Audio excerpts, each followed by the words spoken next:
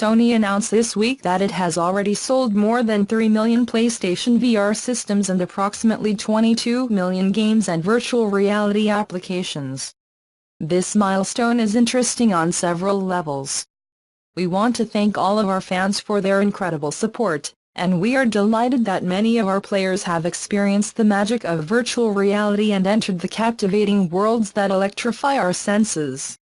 In addition to the hardware and software sales milestones, Sony also revealed that the best-selling PSVR games and applications so far are The Elder Scrolls V, Skyrim VR, PlayStation VR Worlds, Rec Room, Resident Evil 7 Biohazard, Playroom VR, Job Simulator, Until Dawn, Rush of Blood, Batman, Arkham VR, Farpoint and Superhot VR.